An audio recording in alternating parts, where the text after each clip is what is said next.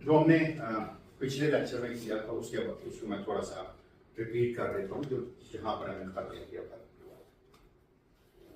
हमने कहा था कि जो न्यूटन का दूसरा कानून है, जिसकी ये था कि m time g to the x over g is equal to minus kg by x and is equal to force। इसमें अगर आपको पार्टिकल की इनिशियल पोजीशन और इनिशियल वेलोसिटी पता हो तो आप उसके बारे में कंप्लीटली बता सकते हैं। फोर्स गिवन हो और गिवन फोर्स अगर दो इनिशियल कंडीशंस दी जाएं, उसकी position at let's say time t equal to 0 और उसकी velocity at time t equal to 0, तो आप उसको सॉल्व कर सकते हैं किसी भी टाइम पे उसकी पोजीशन या वेलोसिटी को फाइंड आउट करने के लिए। हमने कहा था फोर्सेस चूंकि वेक्टर हैं, तो वेक्टर्स को ऐड करते हुए हमें ख्याल रखना पड़ता है। वेक्टर सिंपली अलजेब्रिकली जिस तरह हम कहते हैं बस उठा के x प्लस वाई उस तरह ऐड नहीं होते, बल्कि वो चूंकि डायरेक्शनल क्वांटिटीज हैं और डायरेक्शनल क्वांटिटीज को ऐड करने के लिए कुछ सेट ऑफ रूल्स हैं जिसे हम कहते हैं फैक्टोरियल। तो हमने कहा था ये एक और फॉर्मलिज्म है जो बड़ी ही एलिगेंट है। फर्स्ट एल्गोरिथम है that is the Lagrange formalism. Lagrangian के हमने कहा था कि एक लैग्रांजियन जो है वो बेसिकली काइनेटिक एनर्जी, एक एनर्जी है जो डिफरेंस है जिसको हम कहते हैं this is known as effective energy. और ये चूंकि अगर इसको मैं लिखूं तो ये अगर एक ऐसा सिस्टम कंसीडर करें जो कंजर्वेटिव है, जिसमें काइनेटिक एनर्जी जो है वो सिर्फ और सिर्फ फंक्शन है वेलोसिटी का और पोटेंशियल एनर्जी जो है वो फंक्शन है पोजीशन का, तो उस सूरत में ये जो L है ये फंक्शन होगा पोजीशन का किसी टाइम t के ऊपर और मोमेंटम का वेलोसिटी का जो कि फंक्शन ऑफ t है। और इसमें अगर आप देखें तो इसको लिखने का एक बड़ा अच्छा तरीका और भी है। इसको इस तरह लिखा जाता है कि दिस लैग्रांजियन या बल्कि this Lagrangian is a function of x t x dot t tan t। इसका मतलब इसमें इंडिपेंडेंट वेरिएबल है t, ठीक है। और इसको हम कहते थे कि अगर आप इसको इंटीग्रेट कर दें टाइम के ऊपर तो जो चीज बन जाती है वो डायरेक्शन होता है और किसी टाइम t1 से लेकर t2 तक। अब हम ये मान के चलें कि अगर पार्टिकल किसी एक पॉइंट से शुरू करता है और किसी दूसरे पॉइंट पे जाता है और फर्ज कीजिए ये उसकी ट्रेजेक्टरी है, ये वो जगह है ये वो एक्स ऑफ t है जिसमें उसको कम से कम टाइम लगा था। तो हमने कहा कि अगर हम इस रास्ते से जरा भी हट जाने का मतलब क्या है, अगर हम x ऑफ t को में कोई स्मॉल एलिमेंट ऐड कर दें जो कि डेल्टा x ऑफ t हो, इसको हम क्या लिखेंगे x प्राइम है, कोई नया रास्ता है, कोई नया रास्ता जो है ये 91 से लेकर t2 तक फर्ज कीजिए कि ये वाला ये x प्राइम ऑफ t है, ये वाला। तो इसका डॉट का मतलब मैंने कहा था टाइम डेरिवेटिव है, तो इसका मतलब है x dot of t plus delta x dot of t this is equal to x prime of t। अब मुझे कैसे पता चलेगा कि अगर x में डेल्टा x ऐड हुआ है तो उसका मतलब है एक्शन में भी एक स्मॉल चेंज आएगी डेल्टा x, यही होगा ना। तो वो कैसे मैं निकाल सकता हूं, मैं कहूंगा t1 से लेकर t2 तक dt में मैं इंटीग्रेट करूंगा। अब जो लैग्रांजियन है वो फंक्शन है x ऑफ t का plus delta x of t तक, यानी x प्राइम का फंक्शन है। एक नया लैग्रांजियन लिखा जो x प्राइम का फंक्शन है, क्योंकि पहले x रास्ते के लिए लिखा था, अब x प्राइम रास्ते के लिए लिखा है, और x dot of t plus delta x dot of t और t। हमने कहा था कि ये जो डेल्टा x है ये x से बहुत छोटा है एवरी टाइम एनी टाइम जो भी हो, और एंड पॉइंट जो है वो फिक्स्ड है। एंड पॉइंट फिक्स्ड होने का मतलब क्या है, जो भी चेंज आप x में ले रहे हैं वो टाइम t1 के ऊपर और वही चेंज है टाइम t2 के ऊपर, ये देखो इसका मतलब एंड पॉइंट्स फिक्स्ड है, कोई चेंज नहीं है, चेंज है रास्ते में। आप जहां से चले हैं वहां से रास्ता जुड़ा हुआ था ओरिजिनल रास्ते से, जहां पे आपने खत्म किया है वहां पे ये रास्ता जुड़ा हुआ था, दरम्यान में कोई तब्दीली थी और इतनी तब्दीली थी कि थोड़ा सा चेंज है। तो उसके बाद हमने क्या कहा था, हमने कहा था कि इसमें टेलर सीरीज लगाई थी। टेलर सीरीज लगा के हमने कहा था कि अगर एक्शन जो है वो स्टेशनरी है, मिनिमाइज किया था हमने, डेल्टा एक्स को 0 पुट किया था, तो उससे हमारे पास एक इक्वेशन आती थी, हमने कहा था जो ये थी कि this is equal to d by d t of partial L over partial x dot. Partial derivative जो है एक्सप्लिसिट डेरिवेटिव्स होते हैं, मतलब एक्स डॉट का फंक्शन है minus partial L over partial L. This is the Euler Lagrange equation, यानी इसको कहते हैं कि ये इक्वेशन ऑफ मोशन भी है। कैसे इक्वेशन ऑफ मोशन है देख लेते हैं, है तो सही इक्वेशन ऑफ मोशन ये। अगर मैं ये कहूं कि लैग्रांजियन जो है, जो कि मैंने कहा था काइनेटिक एनर्जी और पोटेंशियल एनर्जी का फंक्शन है, तो इसका मतलब वो काइनेटिक एनर्जी और पोटेंशियल एनर्जी का डिफरेंस है। तो इसका मतलब है मैं लैग्रांजियन को लिख सकता हूं ऐसे। फर्स्ट कीजिए एक सिंपल सा केस लेते हैं। Lagrangian is kinetic energy one dimension में mx dot square minus potential है। इसको इस इक्वेशन में पुट करके देखते हैं। dr by dx डॉट क्या होगा, कौन बताएगा आप में से? dr by dx डॉट क्या होगा? mx dot. शाबाश, बिल्कुल ठीक है, क्योंकि इसका डेरिवेटिव लूंगा तो पावर लॉ लगेगा, mx डॉट लगेगा, और dr by dx किसके इक्वल आ जाएगा? माइनस dv by योगे फोर्स के बराबर। ये भी ठीक लिखा। इसका मतलब अगर इसको अब यहां रख देंगे तो क्या जवाब आ जाएगा? So d by d t of m x dot, ये माइनस और ये माइनस जो है वो प्लस हो जाएगा। So this is plus sorry minus f is equal to minus f. क्यों लिखा, क्यों माइनस एफ लिखा, मैंने को बताएगा आपसे। क्योंकि ऊपर माइनस, इसलिए कि इसको मैं अगर ले जाऊं तो माइनस आ जाता है। dl by dx के साथ माइनस एफ है ना, dl by dx is minus F, तो वो माइनस हो गया, माइनस प्लस होगा। ठीक लिखा मेरा ख्याल है, ठीक है, क्योंकि minus dv by dx F है ना। तो इसका मतलब है यहां से f की वैल्यू क्या जाती है, this implies f is equal to m times x double dot. तो ये न्यूटन का लॉ आ गया, वही जो इसका मतलब बात लोग इसको ये कंफ्यूजन लेते हैं कि हमने न्यूटन का लॉ डिराइव किया। हमने न्यूटन का लॉ डिराइव नहीं, हमने कंसीक्वेंस लिखा है। इसका मतलब यह कि हमें लैग्रांजियन अगर पता हो तो ऑयलर लैग्रांज इक्वेशन यूज करके हम उसकी इक्वेशन ऑफ मोशन निकाल सकते हैं। इसकी दूसरी मिसाल क्या है, harmonic oscillator, half m x dot square minus k x होता है ना, उसकी जगह प्लस के एक्स हो जाएगा। Potential sorry minus half k x square का पोटेंशियल, उसको पुट कीजिए, ऑयलर लैग्रांज इक्वेशन निकालें तो F is equal to minus k x निकलेगा। आप करके देख सकते, कोई प्रॉब्लम नहीं होगा, फिर एब्सोल्युटली नो प्रॉब्लम।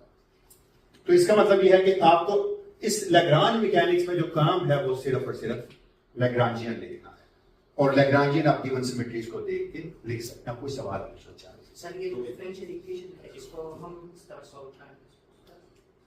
किसको? ये जो ऑयलर लैग्रांज, हाँ ऐसे सॉल्व करेंगे। सर हम पहले लैग्रांज इसमें पुट किया तो इससे ये रिजल्ट आ गए। अगर हम एक्सप्लिसिटली उल्टा करना शुरू कर दें, इंटीग्रल दें, और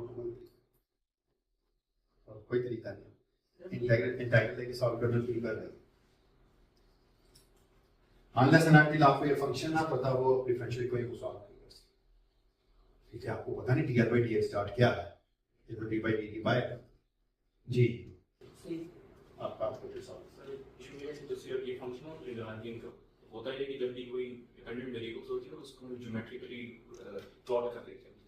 इशू ये है कि जितनी भी क्लासिकल मैकेनिक्स की किताबें हैं वो इशू ये करते हैं कि x पे डिपेंडेंट है फंक्शन, और ऊपर जो फंक्शन दिया हुआ है वो भी ज्योमेट्रिक डिपेंडेंट फंक्शन है।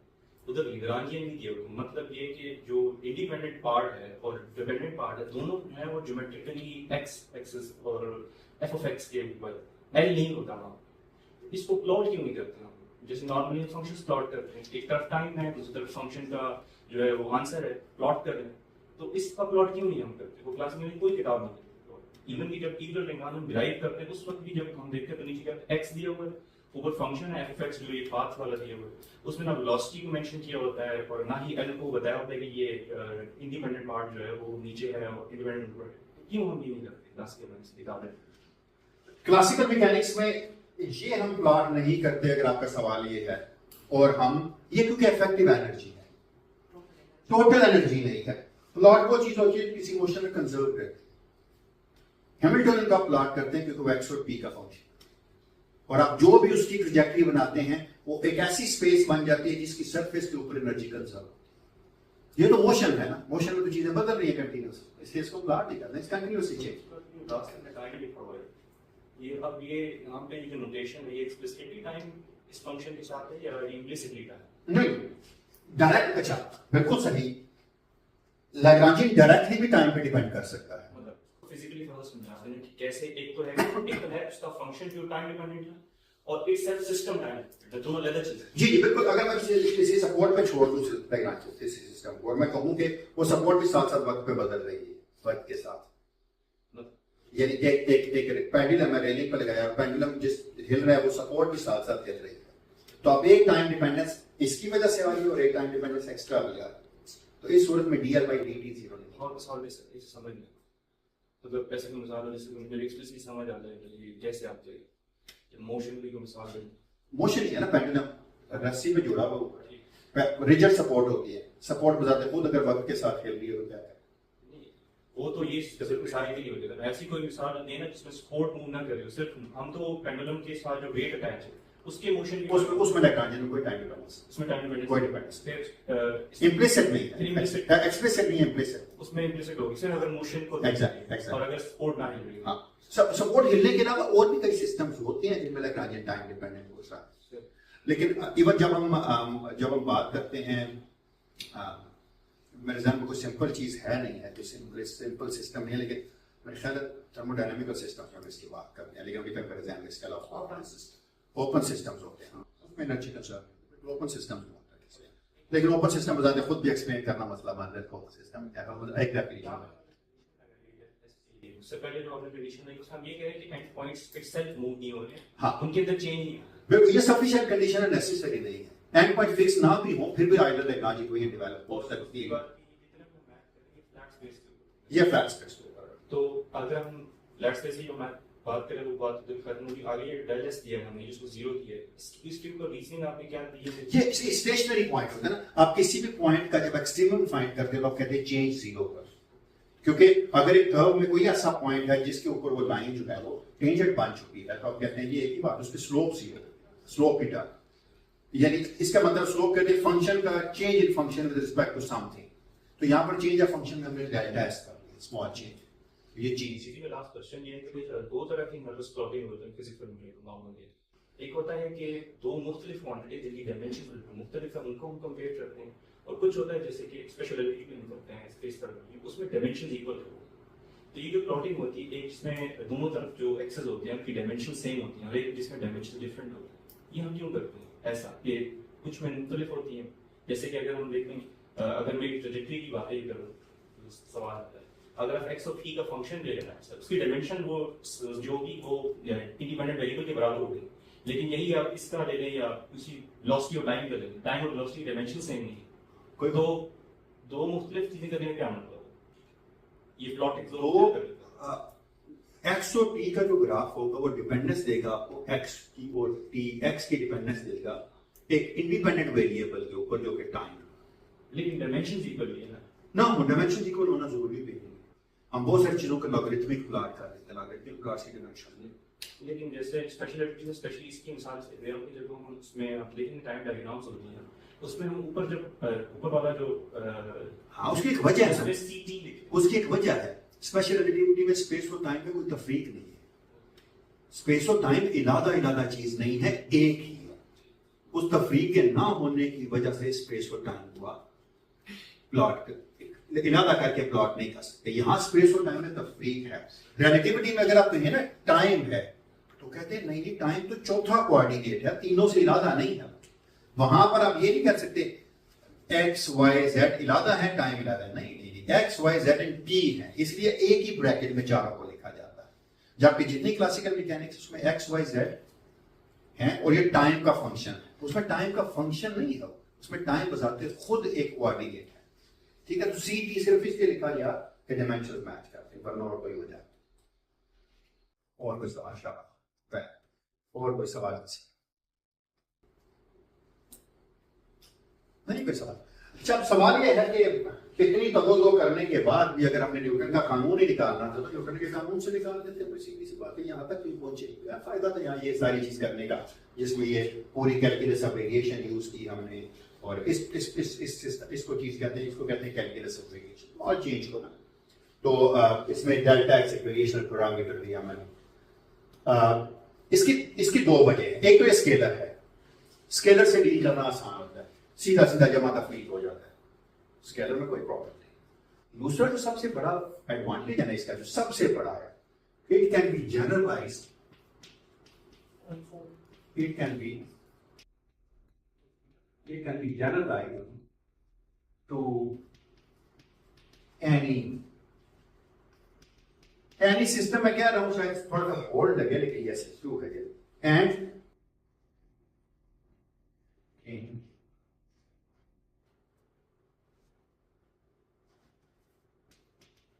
एंड पार्टिकल्स, जितने मर्जी पार्टिकल्स हो, एंड गेट लास्ट। ठीक है, ये चीज है। किसी भी सिस्टम के लिए जनरलाइज हो सकता है और एंड पार्टिकल्स के लिए हो सकता है। एक और भी है, it can be generalized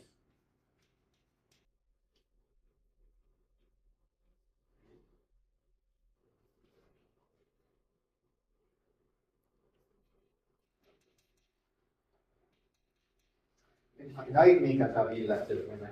it can be generalised and independent.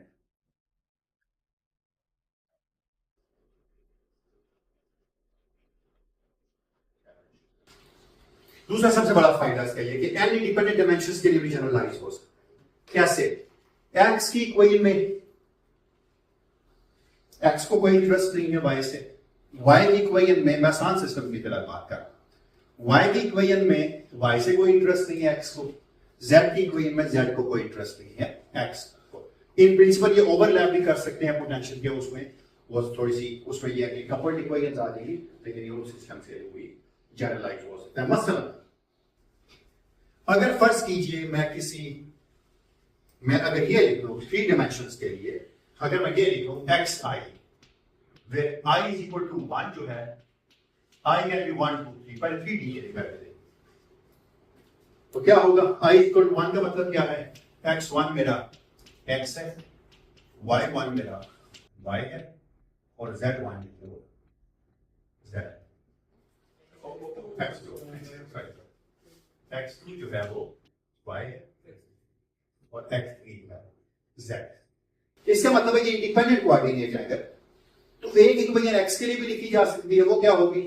dl by dx dot, इसका time derivative minus dl by dx। एक y के लिए भी लिखी जा सकती है और एक z के लिए भी लिखी जा सकती है। ऐसे लिख सकता है कि तीनों इक्वेशन कॉमन।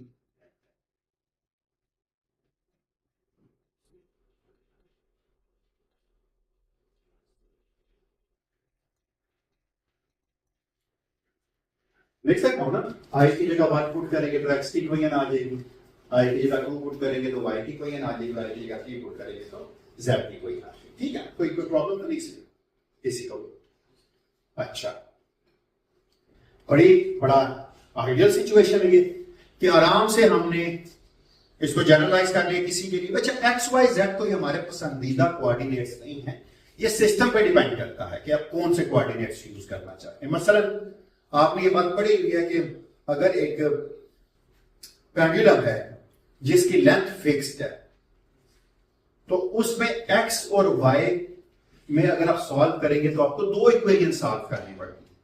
क्योंकि पेंडुलम का पोटेंशियल जो है वो अगर वो mgy है तो उसकी काइनेटिक एनर्जी के पास दोनों पार्ट्स हैं, x पार्ट भी है और y पार्ट भी है। ठीक है, ग्रेविटी नीचे की तरफ लग रही है तो सिर्फ y एक्सिस अगर ऊपर है तो उसमें फोर्स होगी, x एक्सिस के अलावा उसकी मोशन जो है वो यूनिफॉर्म होगी। ठीक है, कोई बात नहीं, लेकिन कोई तो दो बन गई ना फिर। लेकिन हम कहते हैं कि इस बेहतर ये है कि पेंडुलम के लिए आप लेंथ फिक्स्ड है और मोशन जो हो रही है वो तो सिर्फ एंगल के चेंज होने की वजह से हो रही है, तो x और y को in terms of length and theta लिख लो। ये पढ़ा है ना आपने, r और थीटा। अब लेंथ चूंकि फिक्स्ड है तो लेंथ का डेरिवेटिव तो जीरो हो जाएगा, वो तो वक्त के साथ नहीं, वो तो इनएक्सटेंसिबल है, तो हम आपको एक इक्वेशन सॉल्व करने की बात, वो है विद रिस्पेक्ट टू थीटा। इसका मतलब एक सिस्टम के लिए एक सेट ऑफ कोऑर्डिनेट्स अच्छे होते हैं, दूसरे सिस्टम के लिए दूसरे सेट ऑफ कोऑर्डिनेट्स अच्छे होते हैं। तो हम अच्छे कोऑर्डिनेट्स किन को कहते हैं? कोऑर्डिनेट सारे अच्छे हैं आसान ज़बान में, या जनरलाइज्ड कोऑर्डिनेट्स हम किसको कहते हैं? कभी आपने उनका नाम सुना है? जनरलाइज्ड कोऑर्डिनेट्स क्या होते हैं? क्या होते हैं generalised coordinates? Degree of freedom वो शो करते हैं, अवेलेबल डिग्रीज ऑफ फ्रीडम इसको। मैं डेफिनेशन इस तरह करता हूं कि these are number of good coordinates in the system. कैसे? सिस्टम के पास जितनी डिग्रीज ऑफ फ्रीडम थी और जितने कंस्ट्रेंट्स थे, उन दोनों का अगर आप डिफरेंस ले लें तो जनरलाइज्ड कोऑर्डिनेट्स आ जाते हैं। मसलन पेंडुलम के पास दो डिग्रीज ऑफ फ्रीडम थी, x और y, एक कंस्ट्रेंट भी था लेंथ, तो कितनी डिग्रीज ऑफ फ्रीडम रहेंगी? कितने कोऑर्डिनेट्स चाहिए आपको? एक, 2 - 1। इसका मतलब है generalised coordinates are the minimum set of coordinates which gives you the maximum information, they are known as the generalised coordinates. कम से कम कोऑर्डिनेट सिस्टम के बारे में ज्यादा से ज्यादा इंफॉर्मेशन आपको दें तो उन कोऑर्डिनेट को हम कहते हैं कि ये जनरलाइज्ड कोऑर्डिनेट्स। इसका मतलब अगर मैं ये कह दूं कि फर्ज कीजिए x के बजाय मैं कोई और जनरलाइज्ड कोऑर्डिनेट्स को q कह दूं, तो इसका मतलब है एक जनरलाइज्ड पोजीशन हो जाएगी। अगर मैं कहूं कि let's say qi of p is a just मैं x y से जान छुड़ाना चाहता हूं, इज अ जनरलाइज्ड पोजीशन। और इसका मतलब पोजीशन का जो डेरिवेटिव होता है किसी भी टाइम पे, time is a generalised velocity. तो लैग्रांजियन अब किसका फंक्शन है? पोजीशन और वेलोसिटी का ना। अब लैग्रांजियन फंक्शन हो जाएगा जनरलाइज्ड पोजीशन का और जनरलाइज्ड वेलोसिटी का। तो आइडल लैग्रांज इक्वेशन को लिखवा सकते हैं आपके इनकी फॉर्म में, d by dt या dl by dy dot minus dl over dy equal to 0। Agree करते हैं इस बात से? नहीं करते? ठीक लिखिए ना मैंने, कोई प्रॉब्लम तो नहीं, बिल्कुल इसी को देख के लिखिए ना। x i की जगह q i है, q i x i का फंक्शन हो सकता है। पेंडुलम के लिए मुझे बता सकता है कोई कि q i क्या होगा? q j q i theta होगा। बिल्कुल सही है, बिल्कुल सही आपने कहा। तो q i डॉट क्या होगा? Theta dot angular velocity. आप जरा एक चीज पे गौर करें, थोड़ा सा गौर करना अब आपने, सिर्फ एक चीज के ऊपर।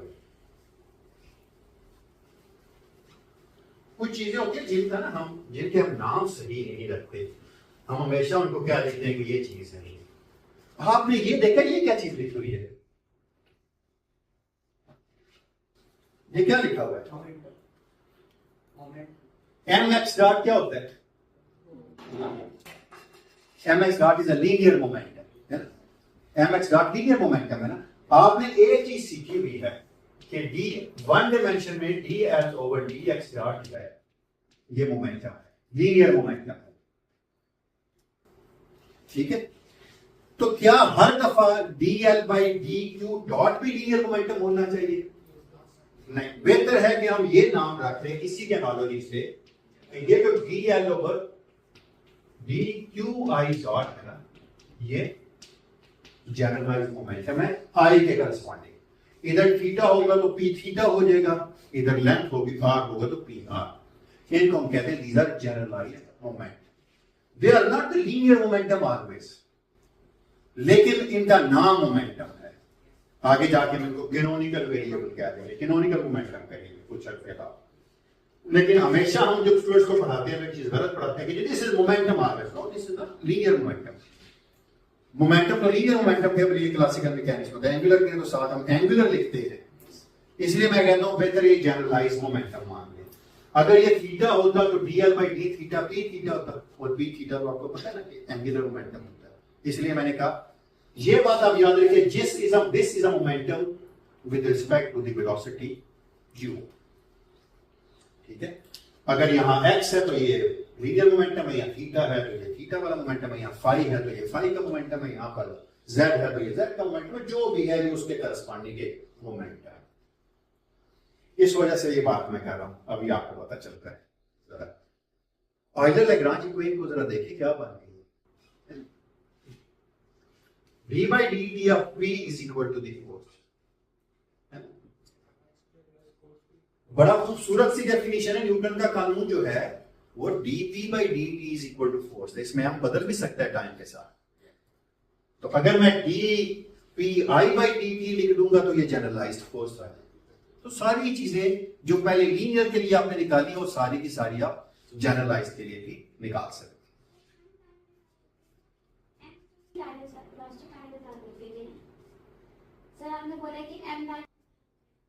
मैं कह रहा हूं एम भी बदल सकता है वक्त के साथ, कोई बात नहीं बदलता। हमारा रॉकेट मोशन में बदलता है वक्त के साथ। Yes. Fuel check. रॉकेट में मास की वजह से thrust is dm by dt। पर फिर तो टोटल सिस्टम तो हो ही नहीं रहेगा ना, वो तो सिस्टम ही कम हो रहा है ना। नहीं, सिस्टम तो पूरा है ना रॉकेट। सिस्टम का मास कम हो रहा है, फ्यूल इंजेक्ट हो रहा है, साथ साथ बढ़ते जा रहा है। सिस्टम तो आपकी स्पेस ऑफ डिफाइन, सिस्टम वो चीज होती है जिसको आप डिफाइन करते हैं।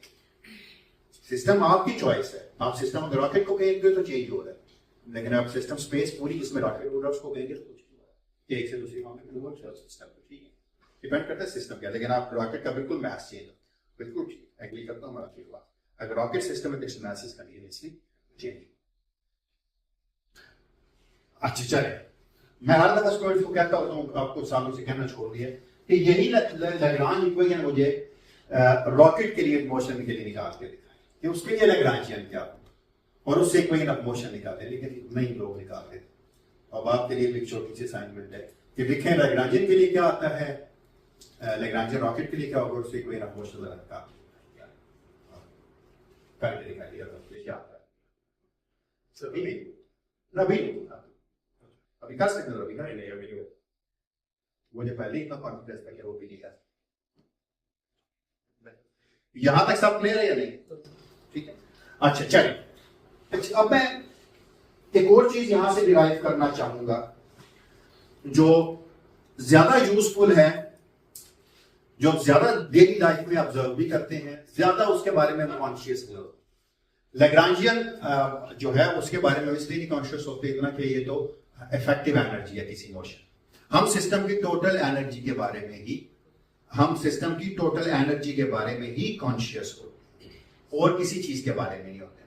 तो मैं अब एक और चीज बनाने की कोशिश करता हूं, और भैया कि आपने एक चीज अभी तक देखी है कि ये इक्वेशन ऑफ मोशन, ये वाली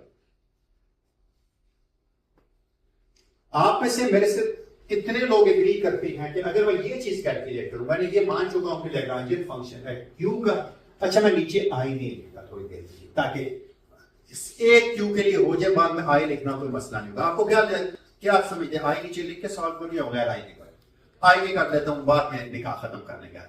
चलिए एक चीज बता दूंगा, क्यू आई का मैं आप सिंपल सी चीज आपसे पूछने लगा हूं, आप में से मुझे, अच्छा ये क्यू आई और क्यू आई डॉट में है ना, क्यू आई जो ये फंक्शन ऑफ टाइम वेरिएबल वाला आपको याद है, I can be 1 to n, इसलिए मैंने कहा था n जितनी मर्जी डायमेंशन हो मुझे जनरलाइज कर सकते हैं। आप में से मुझे कोई ये बता सकता है कि D L over D T क्या होगा? अब आपके इसका जवाब है, अब आपकी बात का मैं जवाब दे रहा हूं। ये लैग्रांजियन एक्सप्लिसिटली टाइम पे डिपेंड कर रहा है। क्या होगा इसका जवाब, क्या लिखूं मैं? आप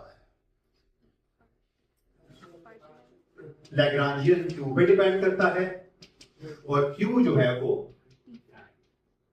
टाइम पे डिपेंड करता है, प्लस लैग्रांजियन जो है वो क्यू आई डॉट पे डिपेंड करता है और क्यू आई डॉट जो है वो टाइम पे डिपेंड करता है, प्लस लैग्रांजियन एक्सप्लिसिटली टाइम पे डिपेंड करता है। dt by dt is d by dt of t is 1।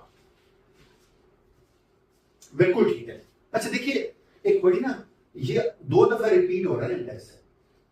तो आइंस्टाइन ने फरमाया था कि जितने इंडिसेस रिपीट होते हैं उन पे समेशन होता है। ये वरना हमें ये बात पता है कि रिपीटेड इंडिसेस के, अगर इंडिसेस रिपीट हो रहे हैं तो कुछ नहीं बचेगा। 1 1 के साथ खत्म हो रहा है, 2 2 के साथ, 3 3 के साथ, सारे सम अप हो रहे हैं। अच्छा चलिए, अगर मैं ये कहूं डी बाई डी टी, ये जो अजहर ने कहा था ना ओपन सिस्टम वाले, तो मैंने कहा चलिए यहां से एक्सप्लेन कर देता हूं। आप ये देखें जरा, अच्छा थोड़ा सा इसको साफ कर लेते हैं। समेशन अपॉन आई, ये बन गया partial L over partial q i. ये d q i by d t किसके बराबर है, कौन बताएगा? क्यू आई डॉट, शाबाश, हम डॉट नोटेशन यूज कर रहे हैं तो बेहतर है।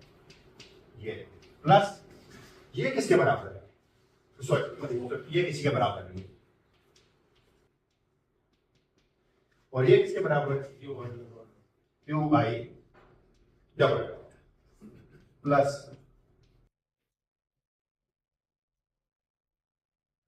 Partial L over partial T. Sir यहाँ पे हम जो लैग्रांजियन है पूरे सिस्टम का लैग्रांजियन साइन में डिपेंडेंट है या लैग्रांजियन पोजीशन और वेलोसिटी की वजह से? नहीं, मैंने कहा ना कि ये एक्सप्लिसिटली भी टाइम पे डिपेंड करता है। जो अगर यानी अगर तो इम्प्लिसिट डिपेंडेंस होती तो मैं कॉलम लगा के लिखता कि ये इंडिपेंडेंट वेरिएबल है एक्स और एक्स डॉट के लिए, ये क्यू और क्यू डॉट। अच्छा आप में से मुझे तो बता सकते हैं ये किसके बराबर है? एनीवन, हाथ खड़ा करें। अगर नहीं बता सकेंगे तो कोई बात नहीं। ऑयलर लैग्रांज इक्वेशन आपने बिल्कुल सही कहा। By the consequence of Euler Lagrange equation ये तो बराबर है, ये वाली चीज जो है ये बराबर है इस चीज, ठीक है? क्या लिख सकते हैं इसको लेगा? So this equals to d by dt या partial L over partial qy dot plus partial L over partial qy dot or y double plus partial L over partial. ठीक लिखा भाई? गलत तो नहीं लिखा? इसको कोई बता सकता है छोटा करके ये क्या लिखा हुआ है? कितने लोग मेरे साथ एग्री करते हैं कि ये चीज देखा हो लिख लो, this is equal to d by d t half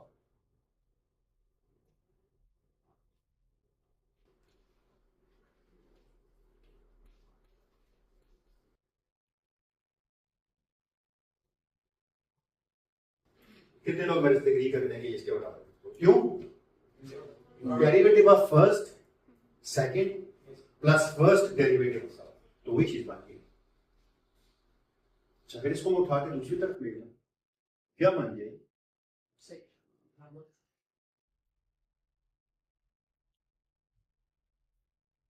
L minus D by d t half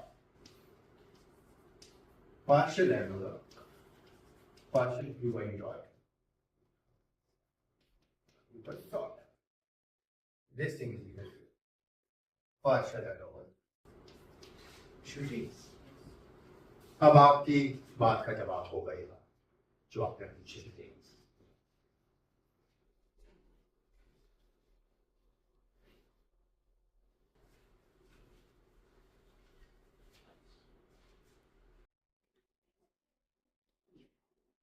D by d T इसके साथ आएगा, सेकंड वाले के साथ डी बाई डी टी ओह नहीं आएगा, शुक्रिया, thank you,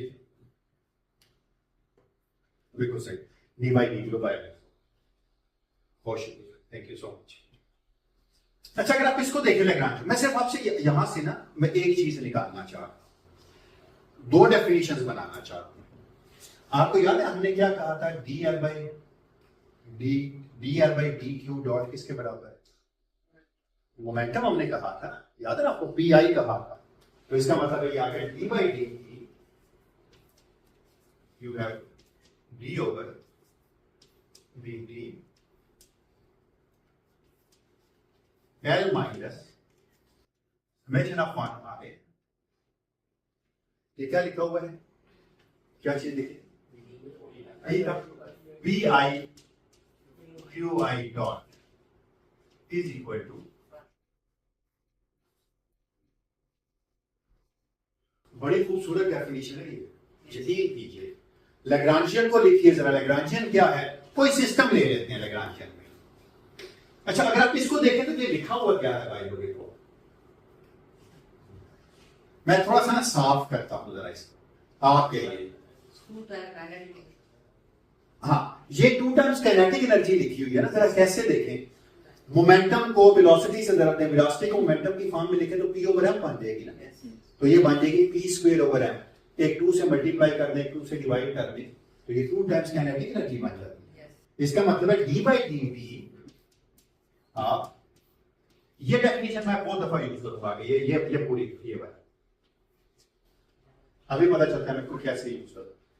L minus 2D is equal to DL over, agree करते हैं बात से, नहीं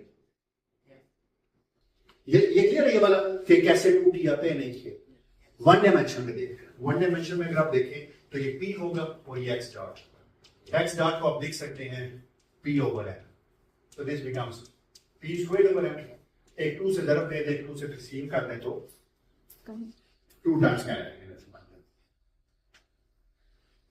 लैग्रांजियन किसके बराबर होता है,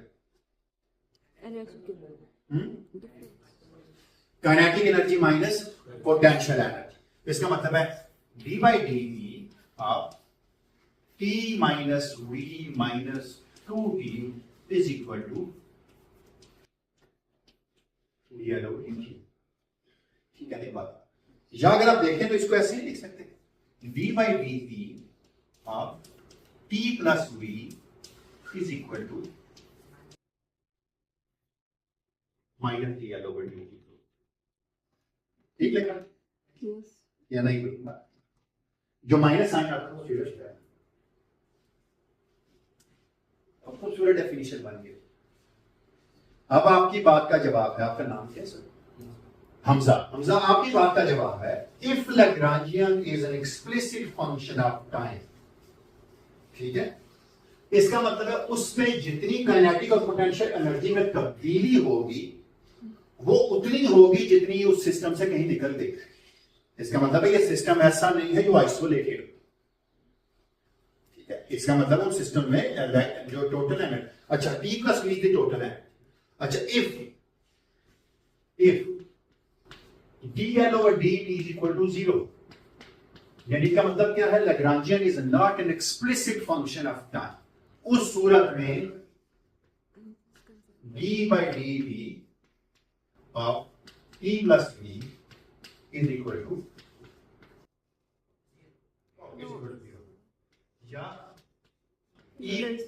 या t plus v is constant, और इस कांस्टेंट का हम पता क्या कहते हैं, हैमिल्टोनियन। लेकिन उसमें सिर्फ हम ये काम करते हैं, आप समझ आई कि Hamiltonian is a total energy. First principle हम लैग्रांजियन लेकर चले, और टोटल एनर्जी कंजर्व्ड होगी अगर DL बाई dt 0 नहीं होगा, वरना एनर्जी से अगर फर्ज कीजिए सिस्टम से बाहर कोई एनर्जी निकल रही है किसी भी वजह से, हम उसके बाहर एक और बाउंड्री लगा के सिस्टम के अंदर ले आते हैं, तो इसका मतलब पहले की बाउंड्री से जितनी चीज निकल रही है वो अभी भी बाउंड्री से बाहर निकलने वाली बाउंड्री के अंदर कमी से जाहिर हो रही है, जैसे इसीलिए दोनों के साथ माइनस साइन। सिर्फ एक फर्क है लैग्रांजियन और हैमिल्टोनियन में, इसके अलावा कि एक इफेक्टिव एनर्जी है, एक टोटल एनर्जी है, उन दोनों के अलावा भी इनमें फर्क है। वो फर्क यहां से पता चलता है कि हैमिल्टोनियन, इसका मतलब है यही, इसी को चीज को आगे लेके हम चले थे, देखें ना, ये वही चीज है ना जो आगे चल रही है, आगे इसी ब्रैकेट को हल किया था।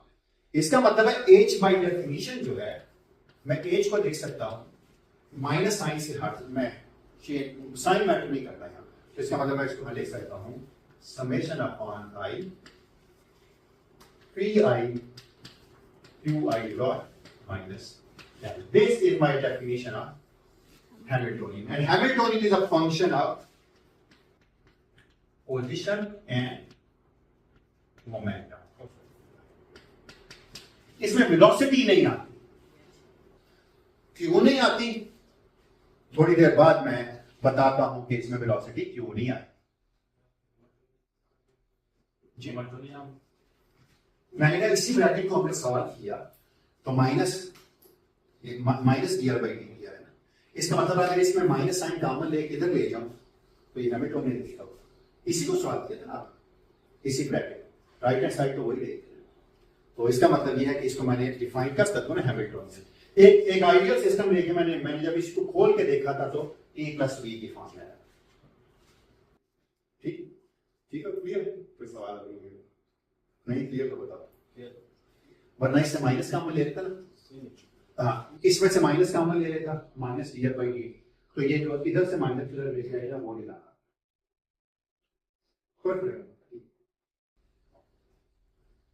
अच्छा, इसका फायदा क्या है?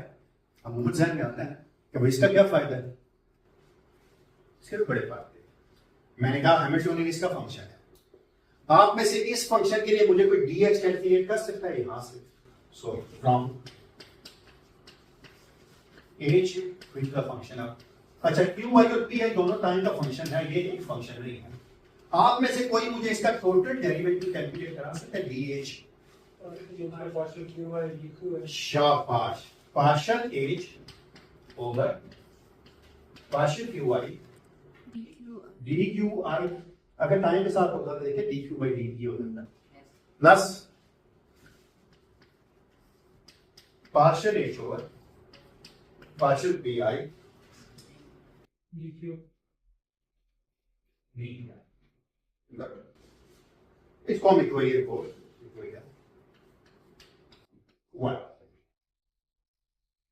किसी का कोई क्वेश्चन तो नहीं है? हैमिल्टोनियन की हमने निकाल दी उनसे पे लिखी उसको ये एक्सेसिवली फंक्शन लगी क्यू डॉट पर डिपेंड कर रहा है. क्या आपका हैमिल्टोनियन क्यू डॉट पे डिपेंड नहीं कर रहा. क्यू डॉट पे नहीं डिपेंड कर रहा. क्यू डॉट को पी फॉर्म में लिखेंगे. जब हम हैमिल्टोनियन को लिखेंगे ना, अल्टीमेटली हैमिल्टोनियन लिखेंगे. मैं लिखता हूं थोड़ी देर किसी वन डायमेंशनल सिस्टम के लिए लिखूंगा इसे तो फिर आपको समझ आएगा. लेकिन यह है कि जो जो क्यूज हैं उनको पीस की फेवर में मैं रिप्लेस करूं.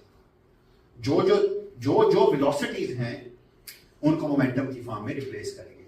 मैंने लीनियर मोमेंटम नहीं कहा, जनरलाइज्ड मोमेंटम इसलिए कहा है. अगली सवाल इससे ज्यादा दफा पूछ सकते हैं. ये नहीं कि मैंने कह दिया कि ये होगा. तो अगर आपकी तसल्ली ना हो तो बार बार पूछ सकते हैं. आप मुझे इससे dh कैलकुलेट करा के दे सकता है कोई आपके से? What is dh? इस इक्वेशन से क्या होगा? कौन बताएगा? सर डिपेंडेंस वही होगी जो ये वाली है. हाँ हाँ बिल्कुल ऐसे. क्या होगी? चलो बताओ. समेशन अपॉन i पे समेशन है pi d qi dot plus qi dot dpi. ये आ गया. ये होगा ना. ये उसी तरह इसका d, ये उसी तरह इसका d. और तो कोई चीज नहीं है. और क्या आएगा? माइनस बोले शाबाश. Summation upon i dl over dqi plus minus summation upon i dl over dy dot. क्यों मैंने कहा ये? क्योंकि लैग्रांजियन तो qi डॉट का फंक्शन है. तो जो काम इसके साथ किया वही काम dl के साथ भी किया ना, क्योंकि dl भी तो होगा. And this is my dl. This whole thing is this will minus this whole thing is this whole thing is. चलें. आपको पता है dl ओवर dqi किसके बराबर है? ये तो आप निकाल चुके हैं.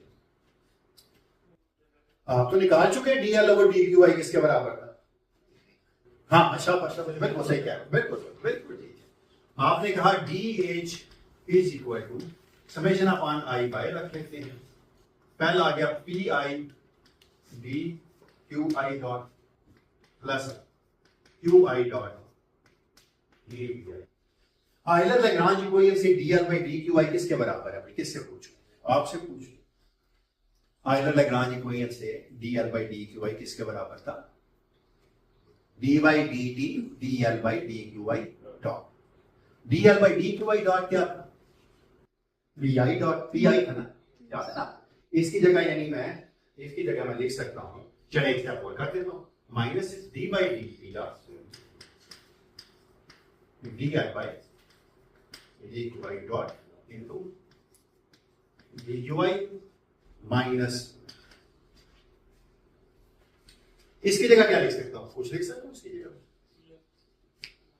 D l by d q i dot किसके बराबर था? पी आई के बराबर था ना, याद है ना? Minus p i g q i. एक लिखा भाई, कुछ गलत तो नहीं लिखा ना? G L by d q i dot generalise momentum है ना, पी आई। क्या लिखा हुआ है? ये और ये तो कट गया आपस में, कहीं सब कुछ ही तो नहीं कट गया, ये प्लस हो जाएगा ना। अब देखिए जी क्या करें, ठीक है क्या? तो समझ डी एच किसके बराबर आ गया? So d h is summation upon i q i dot d p i minus ये d l by d q i dot आपने कहा था ना कि ये पी आई के बराबर है, क्या बन गया ये? माइनस पी आई डॉट डी क्यू आई। कुछ खो गए हो? समझ आ रही सब या नहीं? नहीं तो बताओ। D l by d q i dot momentum होता है, ऑयलर लैग्रांज इक्वेशन से d l by d q I moment वो जनरलाइज्ड मोमेंटम का डॉट होता है। इक्वेशन आप मोशन करने को बनती है। अच्छा, अगर इन दोनों इक्वेशन को आप कंपेयर करें तो क्या पता चलता है आपको? आपको क्या पता चलता है? एक सूरत हो सकती है कि इन दोनों इक्वेशंस को कंपेयर करने से जो बात हमें मिलेगी वो ये है कि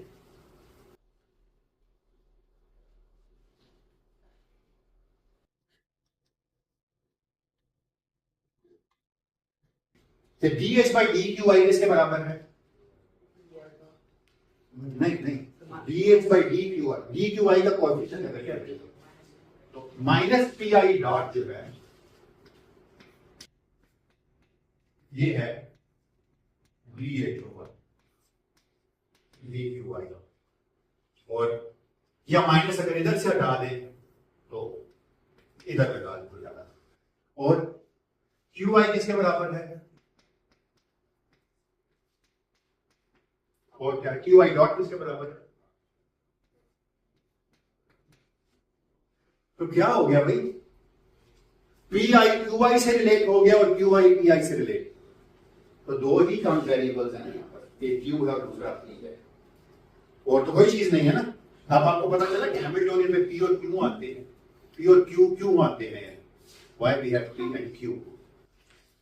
अच्छा, ऑयलर लैग्रांज इक्वेशन एक सेकंड ऑर्डर डिफरेंशियल इक्वेशन, इसके करस्पॉन्डिंग दो फर्स्ट ऑर्डर डिफरेंशियल इक्वेशन आती है, इसीलिए हैमिल्टोनियन से डील करना ज्यादा आसान है क्योंकि उसके लिए आपको second order differential equation solve नहीं करनी पड़ती बल्कि दो फर्स्ट ऑर्डर इक्वेशंस सॉल्व करनी पड़ती। अब तो लिखने की जरूरत नहीं है पी स्क्वायर वाली, अब तो मान गई आपसे। These are known as the Hamilton's equation, equation of motion इनको भी कहा जाता है। ठीक है, कोई क्वेश्चन तो नहीं आता है। अब एक बंदा सोचता है ना कि भाई ये क्या फायदा इतनी चीजों का हैमिल्टोनियन लिखने से पहले भी तो हमने लैग्रांजियन लिखा ही था, है ना, क्योंकि काइनेटिक एनर्जी पोटेंशियल एनर्जी लिखनी थी।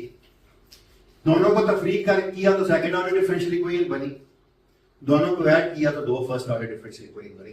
घर जाके सोचिएगा क्यों ऐसा हो रहा है। Why when we subtracted the two we have the second order differential equation, और जब हमने दोनों को ऐड किया भाई we have the first order differential equation, पर दो मैंने कहा जब आपने लैग्रांजियन लिखा effective energy E minus V लिखी तो V लिखे, दोनों को सब्ट्रैक्ट करें इक्वेशन ऑफ मोशन के लिए सेकंड ऑर्डर डिफरेंशियल इक्वेशन बनती है, दोनों को ऐड करें तो दो फर्स्ट ऑर्डर डिफरेंशियल इक्वेशन बनती है। ऐसा क्यों हो रहा है? एक प्लस माइनस करने से सिस्टम में ऐसी क्या चीज है जो टोटली बदल जाती है कि फर्स्ट ऑर्डर आपका मैथमेटिक्स ही टोटल चेंज हो जाता है, सोचिएगा जाके। ठीक है, पहला बताओ सर। बता दो। सर चूंकि सर वहाँ पे हमारे पास सिर्फ जो इंडिपेंडेंट चीज है वो एक जनरलाइज कोऑर्डिनेट था, यहाँ पे दो चीजें हो गई। एग्जैक्टली शार्प, वहां पर क्यू आई था, वेलोसिटी आपने क्यू आई का डॉट लिख के निकाली। यहाँ क्यू और पी इंडिपेंडेंट वेरिएबल है, और हमने पढ़ा था जब इंडिपेंडेंट वेरिएबल होते हैं जितनी उतनी इक्वेशन होती है, याद है ना? यहाँ क्यू और पी इंडिपेंडेंट वेरिएबल्स हैं। Very good. एंड क्यू मैंने कहा हैमिल्टोनियन पोजीशन और मोमेंटम का फंक्शन है, शुरू से लेके चलेंगे। मजीद इससे थोड़े से और आगे जा फिर बता। Very good. अच्छा, ये जो सारी इक्वेशंस हमने निकाली हैं इनका सर क्यू आई दो इंडिपेंडेंट, लेकिन ऐसी चीजें हैं कि जब पी स्क्वायर ओवर 2m करें और उसमें वी ऑफ क्यू ऐड करें तो जो सरफेस आती है वो इक्वी एनर्जी सरफेस होती है। दिस इज कहते हैं फेस स्पेस का। वैसे लोग बेस स्पेस को पोजीशन वेलोसिटी से निकला देखिएगा आगे कर।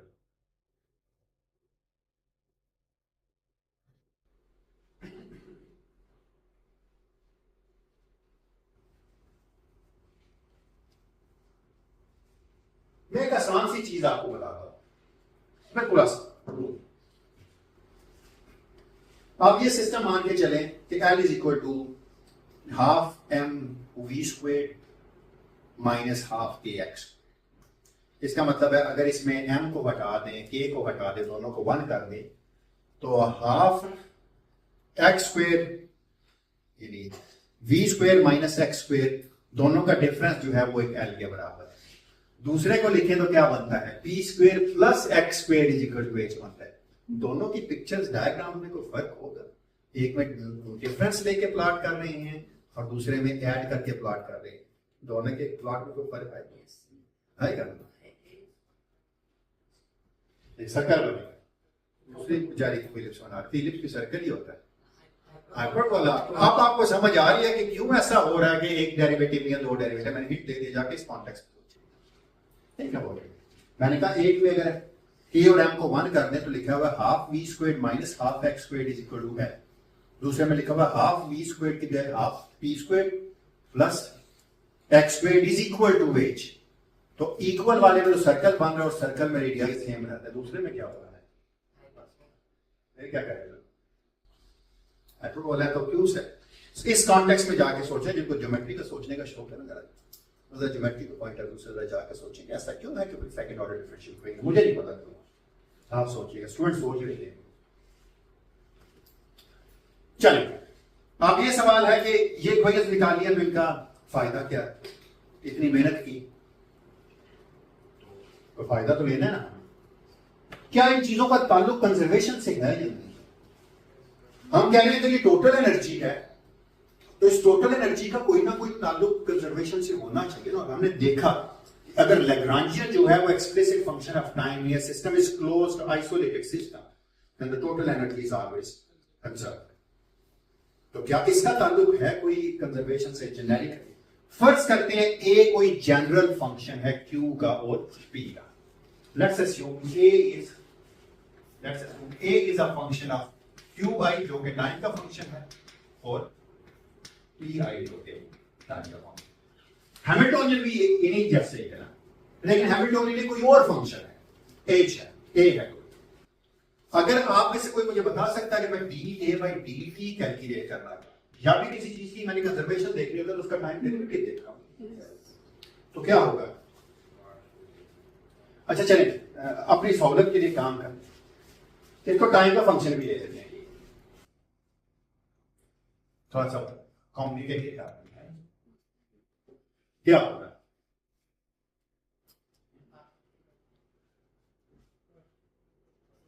Partial A by partial QI dot plus A by sharp PI PI dot.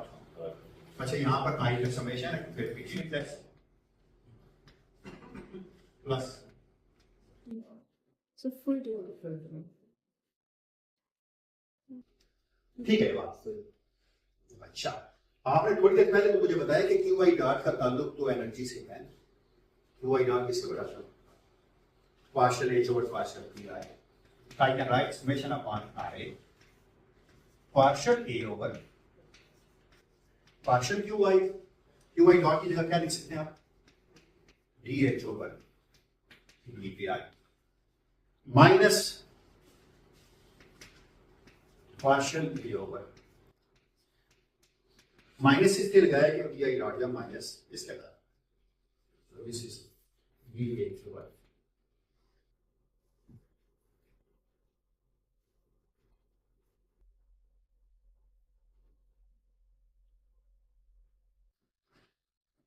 क्या बना है? कभी देखिए ऐसी चीज है? इसका मतलब है D A by d T जो है वो बराबर है पॉइसन ब्रैकेट है ए की एच के साथ plus partial A over partial B. Both generalised equation if A is not an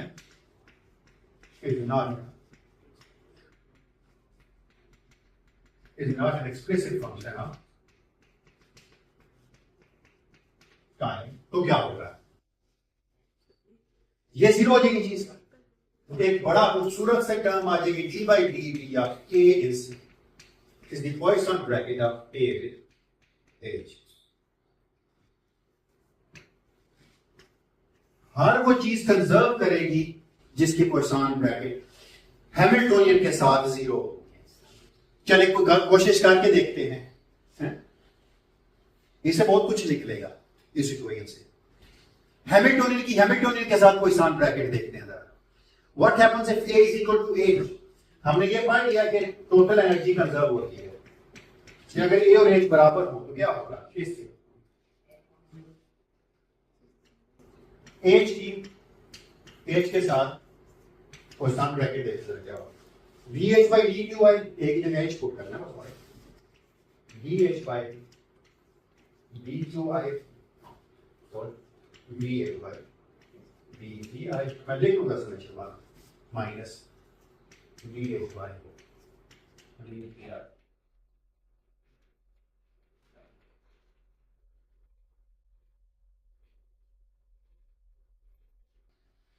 इसका मतलब है हैमिल्टोनियन के साथ पॉइसन ब्रैकेट जीरो है।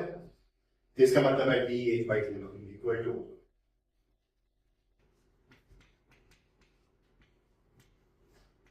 हर वो चीज जिसकी पॉइसन ब्रैकेट हैमिल्टोनियन का जीरो होगी वो कंजर्व। इतना जनरलाइज्ड लॉ बना लिया आपने।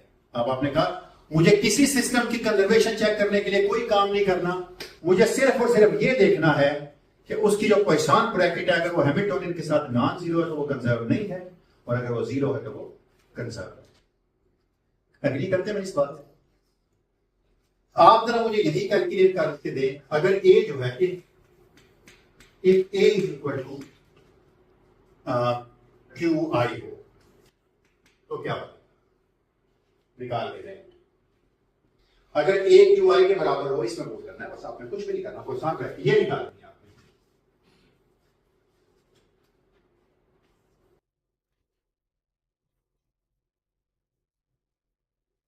ये फाइन हो गया।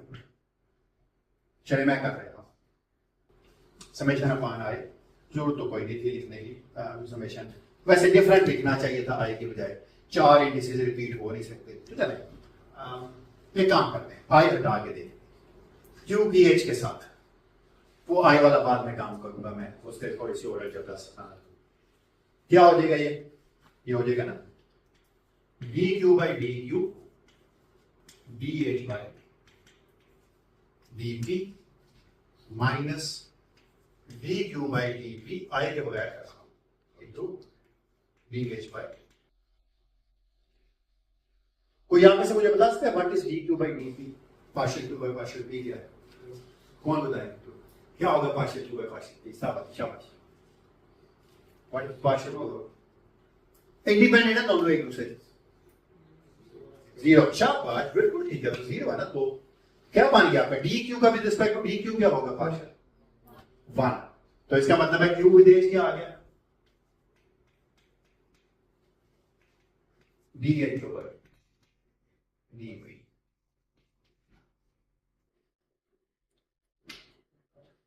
ठीक है ना, इसमें पुट करेगा यहां पे इस, तो क्या आंसर आ गया, hence v by dv of q is equal to dh over dt। तो क्या लिखोगे, क्यू आई डॉट वापस से मिशन लिखोगे ना, तो इसका मतलब है q कंजर्व नहीं है ना, उसका जब डॉट लेते तो dh by dt। सिमिलरली आप a को q क्या कहते हैं, उसका जवाब ये वाली वही निकल है, a को b क्या कहते हैं, गो एंड डू इट। कोई सवाल है,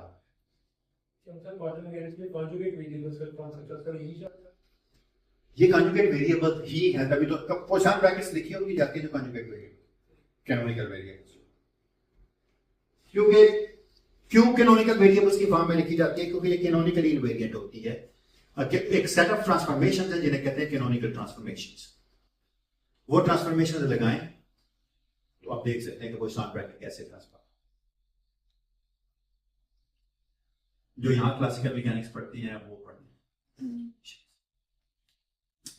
नहीं, बगैर पढ़े क्वांटम मैकेनिक्स को, क्वांटम फील्ड थ्योरी को गुजारा हो। कोई सवाल यहां तक इसका प्लीज।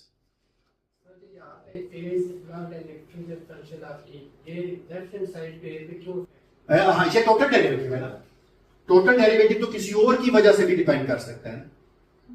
अगर ए खुद से डिपेंड नहीं कर रहा टाइम पे, बल्कि किसी दूसरे की वजह से डिपेंड कर रहा है, जिस तरह आप हैं अपने बड़े बुजुर्गों की कमाई पे आप इतना रहे हैं, तो आपका अपना तो कमाया हुआ कुछ नहीं है, आपसे वो पैसे छीन लिए जाए आपसे वो जिंदगी की ख्वाहिश है, तो आप तो सिर्फ है क्यों, उसमें आपका एक्सप्लिसिट डिपेंडेंस नहीं, तो एक्सप्लिसिट तो कुछ भी नहीं है ना, लेकिन ये दूसरे की वजह से सारी अय्याशी है।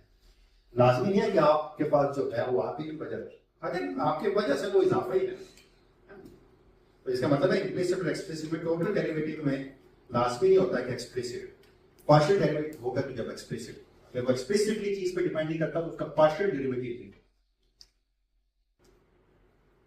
जी सर वही क्वांटम मैकेनिक्स कोई बात कि वहां पे भी हम देखते थे जो हाइजेनबर्ग अनसर्टेनिटी प्रिंसिपल है, उसमें p और x की अनसर्टेनिटी आ रही है, लेकिन उसी की वो फॉर्म होती है एनर्जी टाइम के फॉर्म के अंदर। तो वहां से हम ये भी कह सकते हैं कि एनर्जी और टाइम भी इसी तरह से कॉन्जुगेट वेरिएबल्स के पढ़ते हैं। तो हम क्वांटम मैकेनिक्स में क्या चीज, इस फॉर्मूलिज्म को किस तरह से मैनिपुलेट करेंगे कि यही चीज हमारे पास एनर्जी और टाइम की इस एक्सप्लिसिट फॉर्म में आ जाए। ठीक है, कर लेंगे, कोई बात नहीं, करना है कर लेंगे, सब कुछ करेंगे। पहले सारों को बताएंगे कि सारे बड़े खूबसूरत सब्जेक्ट्स हैं, फिर एक एक करके सारियों की कमियां बयान करनी शुरू करेंगे, इसमें ये कमी थी, इसमें ये कमी थी, इसमें ये कमी थी, तो फिर हम क्वांटम फील्ड थ्योरी पे आ जाएंगे, फिर अगला कोर्स होगा तो उसकी कमी में बताएंगे ना, लेकिन वो नहीं विन विन सिचुएशन है। और कोई सवाल हो भी पूछने को भी,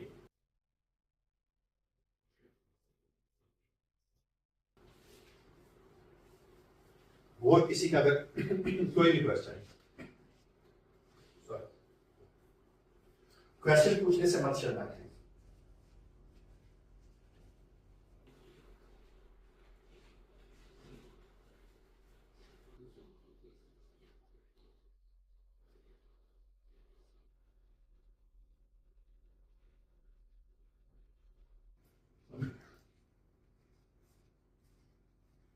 और कोई सवाल प्लीज, एनी क्वेश्चन, सवाल पूछने में कोई पाबंदी नहीं है, इतने मर्जी सवाल पूछे।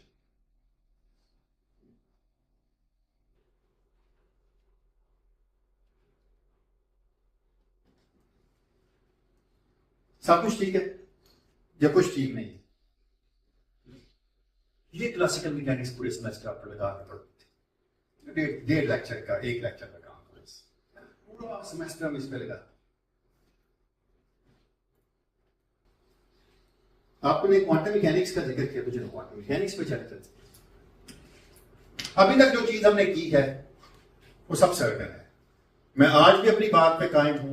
क्लासिकल मैकेनिक्स में आप मुझे पोजीशन वेलोसिटी बताएं ना, पार्टिकल की पूरी तकदीर बता सकते, किस लम्हे वो किस जगह पे होगा, क्या फोर्स मुझे पता चाहिए। फॉर एग्जाम्पल फ्री पार्टिकल है, मुझे पता है जैसे छोड़ा वैसे न्यूटन का कानून कहता है चलता है तो चलती रहेगा, रुका है तो रुको ही रहेगा उस वक्त तक जब तक उसके ऊपर कोई एक्सटर्नल एजेंट काम नहीं करता। इसका मतलब मुझे एक्सटर्नल एजेंट जो फोर्स लगा रहा है, काम ना कि ये फोर्स लगा रहा है, अगर मुझे वो पता चल जाए तो मैं उसको शामिल करके सिस्टम के बारे में बता सकता हूं कि क्या क्यों। कहते हैं अगर फ्रिक्शन जो है वेलोसिटी डिपेंडेंट है तो जितनी वेलोसिटी बढ़ती जाएगी फ्रिक्शन उतनी बढ़ती जाएगी। या और फिर आपने ये कमरे के ऊपर जो न्यूमेटिक लोड स्टॉपर्स लगे होते हैं, ऑसिलेशंस में पड़ा था कि डैम्प ऑसिलेटर होता है, तो जिस तरह हम एक्सपेक्ट कर रहे होते हैं वैसे ही होता, बल्कि डिपेंड करता है डैम्पिंग कैसी है। फिर भी हम बता सकते हैं डैम्पिंग को शामिल करके कि पार्टिकल की पोजीशन किस समय में कैसी होगी और वेलोसिटी कैसी होगी, और एन वैल्यू सब बना के साथ भी बता सकते हैं। क्वांटम मैकेनिक्स में इनहेरिटेंस में uncertainty, quantum mechanics is philosophically very challenging. Quantum mechanics कहती है कि जब तक आप किसी चीज को मेजर नहीं करेंगे पता नहीं होगा कि क्या। मेजरमेंट डिफाइंस कि आपके सिस्टम में क्या हुआ है, और इसलिए वो फेमस श्रोडिंगर कैट प्रॉब्लम करते हैं कि जी बिल्ली मुर्दा है या जिंदा है। जब तक आप उसे खोल के नहीं देखेंगे सिस्टम के बारे में आपको पता नहीं चलेगा। थोड़ा सा क्वांटम मैकेनिक्स में जो अनसर्टेनिटी थोड़ा सा ये अजीब सी बात लगती है, लेकिन ये ऐसी है बस, जो है सो है। तो क्लासिकल मैकेनिक्स जो है वो सर्टेनिटी पे होल्ड कर, उसमें एक एब्सोल्यूटनेस का कॉन्सेप्ट है। क्वांटम मैकेनिक्स में कोई एब्सोल्यूट चीज, एवरीथिंग इज अनसर्टेन। अगर क्वांटम मैकेनिक्स में मैं हमेशा से मजाक करने में कहता हूं कि अनसर्टेनिटी इज अनसर्टेन, कि इतनी अनसर्टेनिटी है कि आपको मेजर करके देखना पड़ता है हर जगह पे। अभी मेजर किया, पता चला अनसर्टेनिटी कुछ और निकली, थोड़ी देर बाद करें तो कुछ और निकले, तो अनसर्टेनिटी इज अनसर्टेन। डिपेंड करता है सिस्टम में मेजरमेंट कैसे हो, तो इसका मतलब सिस्टम क्या होगा क्वांटम मैकेनिक्स। तो क्वांटम मैकेनिक्स में सिस्टम, क्वांटम मैकेनिक्स दो चीजों से जानी जाती है। System is encoded in the state function of the system. Classical mechanics में what is the state function of a system is position with respect to time. Position is a real thing. Quantum mechanics में हमने देखेंगे कि जो function है, जो state of a system है, it is not a real function, it is a complex function. दूसरी क्या है, हर ऑब्जर्वेबल के करस्पॉन्डिंग जो है वो ऑपरेटर है। जो चीज आप ऑब्जर्व कर सकते हैं उसके करस्पॉन्डिंग आपके पास ऑपरेटर्स मौजूद हैं। अगर वो फिजिकल चीज है तो ऑपरेटर्स एक खास हैसियत रखते हैं, वो हर्मिशन होते हैं कि अगर उनके आइगन वैल्यूज रियल होते हैं। नेसेसरी सफिशिएंट कंडीशन है, कोई नेसेसरी कंडीशन नहीं है, लेकिन चलिए अभी तक हमारे पास यही कंडीशन है कि every physical operator we have to have the hermeticity in the operators. अगर hermetic नहीं है तो वो सिस्टम जो है वो किसी रियल चीज को, फिजिकल चीज को करस्पॉन्ड नहीं कर रहा होगा। आपको याद है पोजीशन से हम लेके चले थे तो हमने क्या चीज बनाई थी, इक्वेशन ऑफ मोशन न्यूटन के लॉ से। तो इसका मतलब कोई ऐसी ही इक्वेशन हमें बनानी चाहिए क्वांटम मैकेनिक्स के लिए। तो मैं थोड़ा सा आज आपको रिव्यू कराऊंगा क्वांटम मैकेनिक्स का। लेट मी सी के जो मैंने मेन पॉइंट्स देखे हैं क्वांटम मैकेनिक्स के वो क्या हैं, क्योंकि एक लेक्चर में तो नहीं इतना कुछ, मैं ज्यादा टाइम भी नहीं लगाना चाहता एक क्वांटम मैकेनिक्स पे, लेकिन कुछ ना कुछ लगाना चाह रहा। तो आज का अगला है, देखिए मैंने कहा था कि स्टेट ऑफ अ सिस्टम जो है वो कॉम्प्लेक्स चीज है। तो डिराक ने एक नोटेशन इंट्रोड्यूस की थी जिसे कहते हैं डिराक नोटेशन। डिराक नोटेशन ये थी कि आप किसी को the state of the system, the state is a vector in Hilbert space. कोई स्पेस है जिसमें स्टेट वेक्टर्स रहते हैं। अगर ये एक वेक्टर है जिसे कहते हैं कैट नोटेशन, ये कोई लंडा छोटा बड़ा साइन नहीं है, बस पूरा पूरी ब्रैकेट होने वाली। वो कहता है अगर इसी का कंजुगेट आप लेंगे, ये वाला चलिए मैं स्टार लगा रहा हूं, तो ये मानिएगा, मैं वही बताने लगा ना। क्यों? अगर मैट्रिसेस नहीं है तो यही काफी है, मैट्रिसेस नहीं है यही काफी। वरना हम क्वांटम मैकेनिक्स में जिस स्टार की बात करते हैं वो हमेशा ये खंजर का निशान, डैगर होता है। इसका मतलब अगर इन दोनों को जोड़ा जाए, यानी अगर आप साई और साई को जोड़े तो ये एक नंबर मान जाएगा ना, ये एक नंबर मान जाएगा ना। क्यों? एक वेक्टर एक कॉम्प्लेक्स नंबर को उसके कॉन्जुगेट से जरा दे तो क्या जवाब आएगा? रियल बनेगा। तो ये एक रियल क्वांटिटी हो जाती है। इसका मतलब है रियल क्वांटिटी है तो ये कोई फिजिकल चीज है। तो स्टेट फंक्शन बताते खुद फिजिकल चीज नहीं थी क्योंकि वो कॉम्प्लेक्स था। इसको क्या कहते हैं? This is known as a probability. Probability है ना ये वाली। अगर ये इक्वल, अगर ये साई नॉर्मलाइज था तो आपने पढ़ा हुआ था ये मान, अदरवाइज इसको हम क्या देते हैं? ये प्रोबेबिलिटी डेंसिटी है। अगर इंटीग्रेट कर ये प्रोबेबिलिटी है डेंसिटी उस डायमेंशन। अच्छा, एक और चीज है इसमें प्रोबेबिलिटी निकालने के लिए, ये नहीं है एक और भी काम, मॉड स्क्वायर। ये साई मॉड स्क्वायर लिखा हुआ है ना, आपको याद है? अच्छा चले, इसका मतलब ये हुआ कि अगर क्वांटम मैकेनिक्स के अंदर फिजिकल चीजों के करस्पॉन्डिंग ऑपरेटर्स, और ऑपरेटर जब किसी चीज पे लगता है तो कोई ना कोई काम करता है। कुछ ऑपरेटर्स ऐसे भी होते हैं कि अगर वो किसी स्टेट पे लगे, ऑपरेटर को किसी स्टेट पे लगे अगर, और कोई वैल्यू दे और स्टेट को ना बदले, तो ऐसी स्टेट को कहते हैं कि ये आइगन स्टेट्स है। और ये जो वैल्यू मिलती है ऑपरेटर के लगने से, इसको क्या कहते हैं कि ये आइगन वैल्यू है। मसलन पोजीशन स्पेस के अंदर जो पोजीशन है वो इसका आइगन फंक्शन है, याद है ना? पोजीशन स्पेस में पोजीशन वेक्टर जो है वो पोजीशन का आइगन फंक्शन है। मोमेंटम स्पेस में मोमेंटम जो है वो मोमेंटम का आइगन फंक्शन। ये चीज आपने पहले देख लो या नहीं देखा? नहीं देख तो बता रहे, कभी देखी नहीं है तो बताएंगे क्यों भाई। हर स्पेस के अंदर ना ये प्रूफ भी कर सकते, बकायदा हिल्बर्ट स्पेस को लेके you can write in form of the operators in that case। ये अगर मैं पोजीशन स्पेस में मोमेंटम की फॉर्म निकालूं तो वो dy dx की फॉर्म, और अगर वही काम मैं मोमेंटम में रह के पोजीशन स्पेस के लिए निकालूं तो dy dt निकलेगा पोजीशन का ऑपरेटर विद आयोटा एच बार। वो बात है। इसका मतलब ये है कि क्वांटम मैकेनिक्स में अभी तक मैंने दो चीजें आपको बताई हैं। एक तो ये है कि state of a system is known as a state with a state vector, and they are the vectors in Hilbert space and they are complex। और फिजिकल ऑब्जर्वेबल्स के करस्पॉन्डिंग ऑपरेटर्स होते हैं। कुछ स्टेट्स उन ऑपरेटर्स की ऐसी होती हैं जिनमें अगर ऑपरेटर उस स्टेट पे लगता है तो आपको क्या करता है? कोई वैल्यू देता है, और बाद का स्टेट बदल भी सकती है, बाद का स्टेट नहीं बदलती। जब स्टेट नहीं बदलती तो वो उसकी अच्छी स्टेट आइगन स्टेट है, और जब वो बदल जाती है तो वो उसकी आइगन स्टेट नहीं है। स्टेट ना बदले, कोई वैल्यू मिल जाए आपको तो वो एक eigen value. Sir eigen state और आइगन फंक्शन सेम चीज है? सेम। तो फंक्शन की बात हम अभी थोड़ी देर बाद। फंक्शन मैपिंग होती है ना, अगर एक वेक्टर को पोजीशन स्पेस पे मैप कर देंगे तो वो पोजीशन का फंक्शन हो जाएगा, अगर उसको मोमेंटम में मैप कर देंगे तो मोमेंटम का फंक्शन। तो वेक्टर की प्रोजेक्शन है किस एक्सिस पे आप लेते हैं। अगर वो पोजीशन स्पेस पे लेते हैं तो पोजीशन का फंक्शन है, अगर मोमेंटम में लेंगे तो मोमेंटम का फंक्शन। इसलिए मैंने स्टेट वेक्टर कहा। वेक्टर की प्रोजेक्शंस होती हैं जो फंक्शन। वेक्टर स्पेस का मतलब है कि यहां पे वेक्टर दाएं तरफ, बिल्कुल ये वेक्टर स्पेस जैसी ही चीज है। ऑर्डिनरी वेक्टर स्पेसेस की बात और इन वेक्टर स्पेसेस में फर्क है। इन वेक्टर स्पेसेस में ये हिल्बर्ट स्पेस ऐसे स्टेट वेक्टर्स की स्पेस है। ऑर्डिनरी वेक्टर से मुख्तलिफ है। तो ये कॉम्प्लेक्स है, दूसरा ये ऑर्डिनरी वेक्टर स्पेस में आपको किसी वेक्टर को ढूंढ लेने की जरूरत नहीं पड़ती। यहां जब तक कॉम्प्लेक्स कॉन्जुगेट लेके मैप नहीं करेंगे रियल नंबर नहीं। मसलन v डॉट v जब आप लिखते हैं तो दोनों v एक ही स्पेस में हो सकते हैं। इसमें अगर v डॉट v लिखेंगे तो पहले v का कॉन्जुगेट, क्योंकि ये कॉम्प्लेक्स है।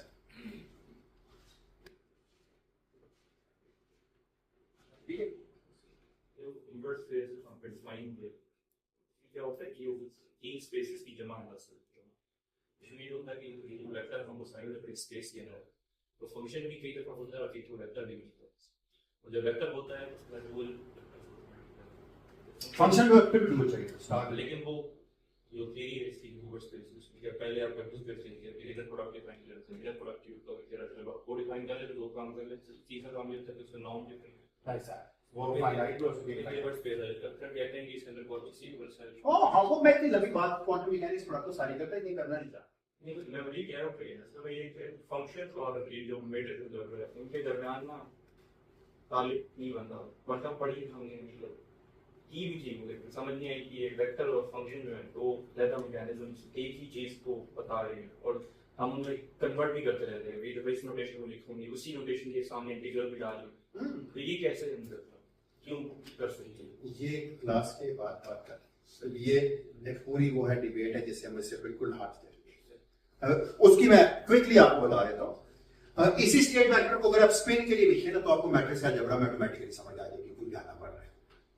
स्पिन अप स्टेट को अगर मैट्रिक्स में लिखे तो 1 0 है, स्पिन डाउन को लिखे तो 0 1 है, तो ऑटोमेटिकली आप वेक्टर से मैट्रिसेस में चले गए।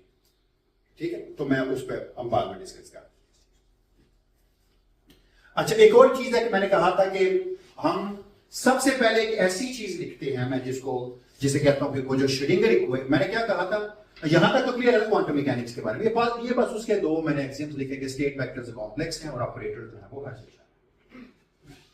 हर्मिटियन ऑपरेटर की खूबी ये होती है कि अगर आप उनका डैगर लेते हैं वो नहीं चलते, लेकिन ये बात अजीब सी लगती है कि मैट्रिक्स एलिमेंट्स लेने से पता चलता है, वैसे नहीं पता चलता, क्योंकि पी का डैगर लिए ना अगर तो पी के बराबर है, लेकिन आप समझे डी बाई डी एक्स का dagger minus D by D x होता है, इसलिए जो आयोगा आता है पी के साथ उसके साथ माइनस साइन फर्क होता है। लेकिन चलो इस पे हम बहुत बाद में बात करें। अब बात आ जाती है इक्वेशन ऑफ मोशन, तो इसके करस्पॉन्डिंग इसकी एक इक्वेशन ऑफ मोशन है, वो क्या है? That is the let's talk about that, let's talk about that Schrodinger equation. Wave equation मैं बाद में करूंगा। इसका मतलब है श्रोडिंगर वेव इक्वेशन जो है, अच्छा ये लफ्ज श्रोडिंगर है, डेंजर नहीं, this is a Schrodinger equation, German नाम है तो जो ये गाड़ी जरूर, लेकिन इतना बेशक नाम है, पहले थोड़ा ओ पे डॉट लेके किसी का नाम सही लेना, डबल डॉट तो ई के बाद लेते हैं। इसका मतलब है this is a Schrodinger wave equation, और ये है क्या, किसी को याद है क्या? नहीं है क्या? Iota h bar D psi by d T and Sai is a function of x and time, one dimension की जब बात करते हैं, दिस इज एच है टाइम साई ऑफ सी। अच्छा इस अभी तक हम ये मान के चलेंगे कि the state vector is time, means the state is time dependent. States are time dependent, but operators are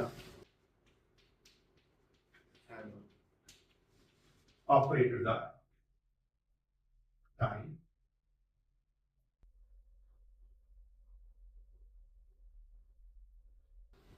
जिसकी बात हम अभी थोड़ी देर में करेंगे वो ये है कि स्टेट वक्त का फंक्शन है, ऑपरेटर जो है वो टाइम का फंक्शन नहीं है।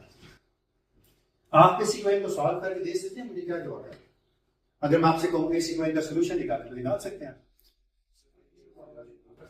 मेरा ये क्लेम है कि the solution of this equation is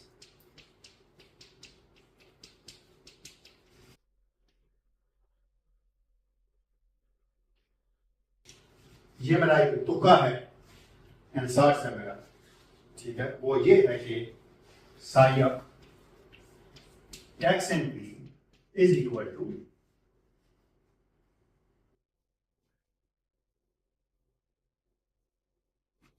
e to the power minus iota h है over h power t minus t naught, फिर टी नॉट पे कांस्टेंट टाइम है, साई ऑफ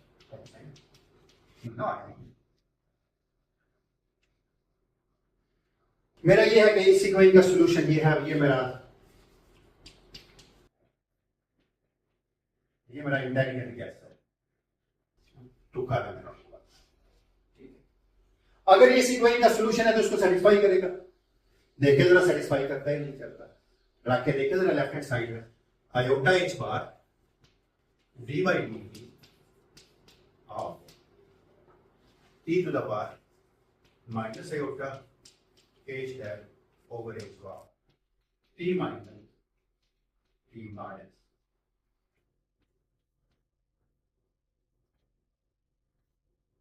क्या जवाब आएगा इसका? लेफ्ट हैंड साइड करके देखें जरा, क्या जवाब आएगा इसका? हैमिल्टनियन टाइम का फंक्शन नहीं है आयोटा एच बार, जब इसको मैं डिफरेंशिएट करूंगा तो क्या आएगा? e टू द पावर, फिर चलेंगे माइनस आयोटा एच है over h bar into e to the power.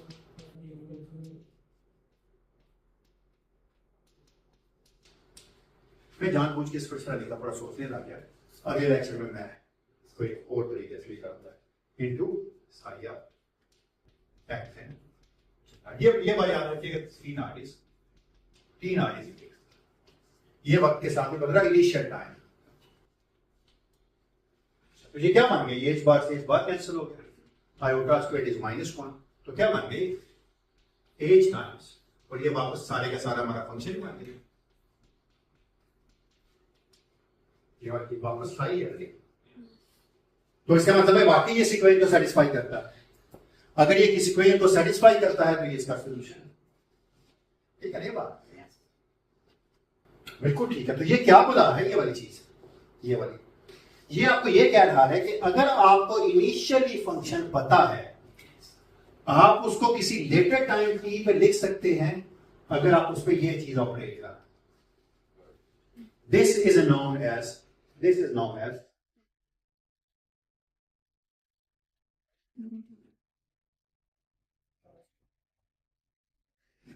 As time evolution. आपको किसी टाइम पे पता है टी नॉट पे फंक्शन, आप उसे किसी लेटर टाइम टी पे फाइंड कर सकते हैं बाय ऑपरेटिंग विद दिस। बात आसान सी बात है। ये वो टाइम एवोल्यूशन है जो आपको इतना तंग कर रही है ना। जरा फायदा देखिए क्या है इसका।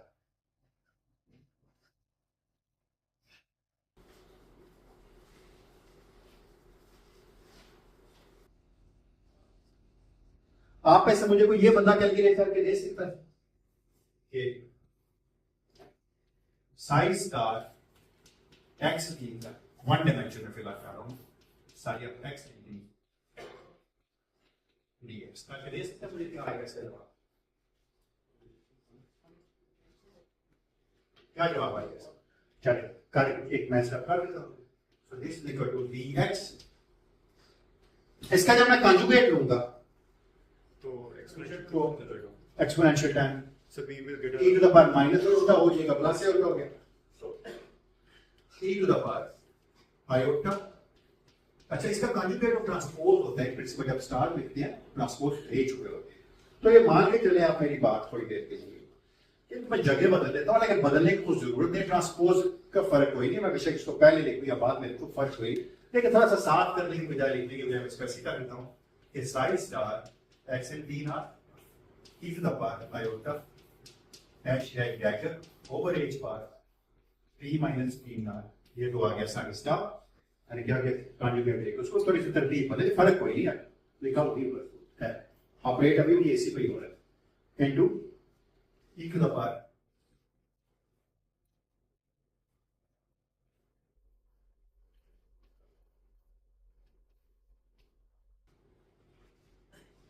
लेकिन मैं आपको क्या बताया, एच डैगर किसके बराबर है?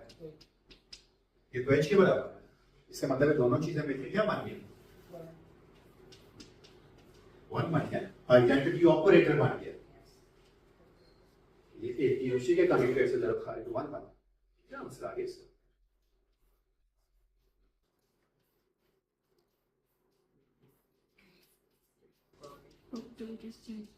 ये कह रहा है कि जो प्रोबेबिलिटीज आप निकालते हैं टाइम टी पे, वो बराबर है उन प्रोबेबिलिटीज के जो टाइम टी नॉट थी। ऐसी स्टेट्स को क्या कहते हैं? these are, तो वो स्टेट्स जो इस तरह इवॉल्व होती हैं उनको हम कहते हैं कि वो स्टेशनरी स्टेट्स बना। और हमने ये पढ़ा कि एक ऑपरेटर है ये वाला, अगर इसका डैगर ले तो उसको उसी से मल्टीप्लाई करें तो जवाब 1 आता है। ऐसे ऑपरेटर्स को कहते हैं यूनिटरी ऑपरेटर्स। यूनिटरी ऑपरेटर्स क्या करते हैं, लेंथ नहीं बदलते वेक्टर, लेकिन लेंथ नहीं बदली ना, ये लेंथ है ना साइन मॉड स्क्वायर, तो dx में इंटीग्रेट ना करो तो नॉर्म है ना, या मैं उसको लेंथ कह रहा हूं, तो ये भी नहीं बदली ना, वही रही। तो ऐसे ऑपरेटर्स को कहते हैं, that's why these are known as unitary operators. ये आपने क्वांटम मैकेनिक्स में सुना होगा ना, या नहीं कभी सुना? क्यों सुना है? सारे ऑपरेटर्स का भी है, बस स्पेस में कोई चलता है। हाँ, उस सिल्वर स्पेस में लाया करते हैं, उसमें उसको करस्पॉन्ड करते हैं। जैसा मैंने कहा था, पोजीशन स्पेस में जो पोजीशन के वेक्टर्स हैं उनके करस्पॉन्डिंग जो वो आइगन फंक्शन है पोजीशन ऑपरेटर का।